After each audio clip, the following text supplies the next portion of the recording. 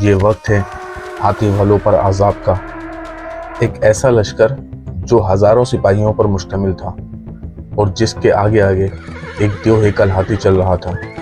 لیکن اس لشکر کا صرف ایک مقصد تھا، خانہ کعبہ کو زمین بوس کر دینا۔ ابرہہ یہ وہ بدبخت بادشاہ تھا جس نے قسم کھائی تھی، میں اس گھر کو گرا دوں گا تاکہ عرب ہمیشہ کے لیے اسے بھول جائیں۔ مکہ کے لوگ خوف زدہ تھے کیونکہ ان کے پاس نہ ہی کوئی فوج اور نہ ہی کوئی ہتھیار تھے، بس صرف ایک یقین تھا، ہم اس سے نہیں لڑ سکتے، لیکن اس گھر کا ایک رب ہے اور وہ خود اس کی حفاظت کرے گا۔ اور پھر یوں ہوا کہ آسمان پر چھوٹے چھوٹے پرندے ظاہر ہوتے ہیں، ان کے پنجوں اور چونچوں میں چھوٹے چھوٹے پتھر ہوتے ہیں، اور پھر چند ہی لمحوں بعد ایک طاقتور لشکر ایسی تباہی کا شکار ہو جاتا ہے جسے تاریخ ہمیشہ کے لیے یاد رکھتی ہے۔ یہ واقعہ ہے سورہ فیل کا۔ أَلَمْ تَرَ كَيْفَ فَعَلَ رَبُّكَ بِأَصْحَابِ الْفِيلِ؟ اس واقعے کو اللہ نے قرآن میں ہمیشہ کے لیے محفوظ کر دیا۔ لیکن دوستوں، آگے چلنے سے پہلے چینل کو سبسکرائب ضرور کریں اور ویڈیو پسند آئے تو لائک کریں۔ یہ وقت ہے 6 صدی عیسوی کا۔ ابرہہ حبشی یمن کے ایک اعلیٰ حکمران کا بیٹا تھا۔ اپنی شروعاتی زندگی میں ابرہہ ایک معمولی فوجی سپاہی تھا، اور پھر اپنی صلاحیتوں کو استعمال کر کے وہ بعد میں یمن کے ایک علاقے میں گورنر بنا، اور پھر اسی طرح اپنی گورنری کی بنیاد پر وہ ایک طاقتور حکمران بن گیا۔ ابرہہ نے دیکھا کہ عرب کے لوگ ہر سال مکہ جاتے ہیں اور خانہ کعبہ کو سب سے مقدس مقام سمجھتے ہیں۔ یہ بات اسے پسند نہیں آئی، اور پھر اس نے اپنے درباریوں سے کہا، عرب کا دل مکہ میں دھڑکتا ہے، اگر ہمیں ان پر اثر ڈالنا ہے تو ہمیں ان کی عبادت کا مرکز بدلنا ہوگا۔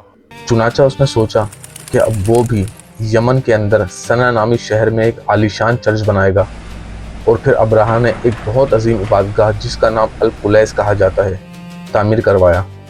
یہ عبادت گاہ نہایت شاندار اور اس وقت کی بہت خوبصورت عمارت بنی گئی جو عرب کے لوگوں نے کبھی نہیں دیکھی تھی۔ اور جب تعمیر مکمل ہو گئی تو ابرہہ نے اعلان کیا، اب عرب کے لوگ حج کے لیے مکہ نہیں یہاں آئیں گے۔ پھر کچھ ایسا ہوا کہ ابرہہ نے کعبہ کو گرانے کا ارادہ بنا لیا۔ ایک رات عربی شخص خفیہ طریقے سے القلیس کے اندر جا پہنچا، اور پھر عبادت والی جگہ پر جا کر اس شخص نے گندگی کر دی، اور پھر جب صبح خادموں نے دیکھا تو دربار میں ہلچل مچ گئی۔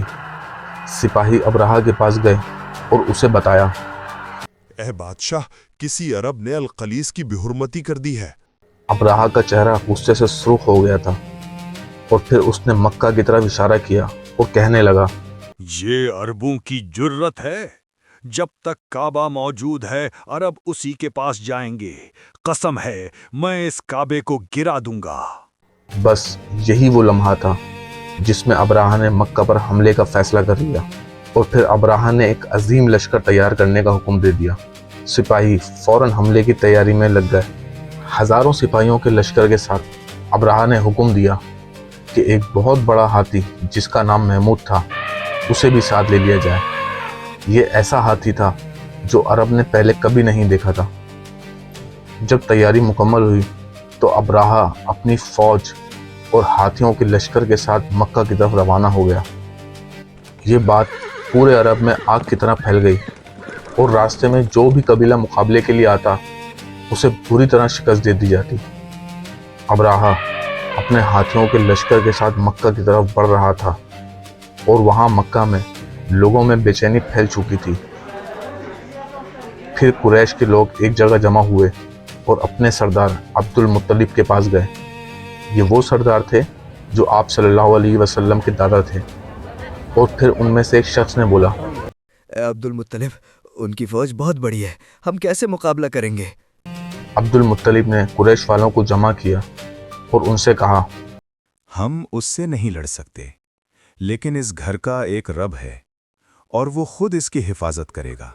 ابراہا کی فوج مستقل آگے بڑھی جا رہی تھی اور پھر جب عرب میں داخل ہوئی تو وہاں کے لوگوں کے اونٹ پکڑ لیے، جس میں عبد المطلب کے تقریباً 200 اونٹ بھی شامل تھے، اور یہ خبر ملتے ہی عبد المطلب ابراہا کے خیمے میں چلے گئے اور اس سے کہا، ابراہا، میرے اونٹ مجھے واپس کر دو جو تم نے اپنے قبضے میں لیے ہیں۔ ابراہا یہ سن کر حیران ہو گیا اور کہنے لگا، میں تمہارے مقدس گھر کو گرانے آیا ہوں اور تم صرف اونٹوں کی بات کر رہے ہو۔ عبد المطلب نے ان سے کہا، اونٹوں کا مالک میں ہوں، اس لیے انہیں مانگ رہا ہوں، اور اس گھر کا مالک اللہ ہے، وہ خود اس کی حفاظت کرے گا۔ اس پورے لمحے کے بعد عبد المطلب کعبے کے پاس آئے اور پھر انہوں نے کعبے کے دروازے کی زنجیر پکڑ کر اللہ سے دعا کی، بندہ اپنے گھر کی حفاظت کرتا ہے، تو اپنے گھر کی حفاظت فرما۔ اور پھر انہوں نے لوگوں کو حکم دیا، سب لوگ پہاڑ میں چلے جاؤ۔ پھر اگلی صبح ابراہا اور اس کی فوج مکہ پر حملہ کرنے کے لیے نکل پڑی۔ ہاتھی محمود کو کعبے کی طرف موڑا گیا لیکن وہ آگے نہ بڑھا۔ سپاہیوں نے اسے مارا، دھکیلا، مگر وہ بیٹھ گیا۔ اسی لمحے اللہ نے آسمان پر ابابیل نامی پرندے نمودار کیے۔ یہ پرندے جھنڈ کی صورت میں آئے تھے۔ ہر پرندے کے پنجوں اور چونچ میں چھوٹے چھوٹے پتھر تھے، اور پھر اچانک پرندوں نے وہ پتھر فوج پر گرانا شروع کر دیے۔ جہاں پتھر گرتا سپاہی تباہ ہو جاتا۔ چند ہی لمحوں میں پوری فوج تباہ ہوئی۔ ابراہا ڈر اور خوف اور زخمی حالت میں یمن کی طرف بھاگنے لگا، مگر راستے میں ہی ہلاک ہو گیا۔ ابراہا اور اس کا پورا لشکر چند ہی لمحوں میں غرق ہو گیا۔ یہ وہ واقعہ ہے جسے اللہ نے قرآن میں بیان فرما دیا۔ ایک طاقتور لشکر، ایک مغرور بادشاہ، اور اللہ کی قدرت کے سامنے یہ سب بے بس ہو گئے۔ اور اسی سال مکہ میں ایک بچے کی پیدائش ہوئی جو بعد میں پوری انسانیت کے لیے رحمت بنے، حضرت محمد صلی اللہ علیہ وسلم۔ اس لیے تاریخ اس سال کو یاد رکھتی ہے اور اسے ہاتھیوں والے سال کے طور پر جانا جاتا ہے۔ دوستوں، اگر یہ ویڈیو آپ کو پسند آئی تو چینل کو سبسکرائب کریں اور لائک کریں۔ اپنا بہت خیال رکھیے گا۔ اللہ حافظ۔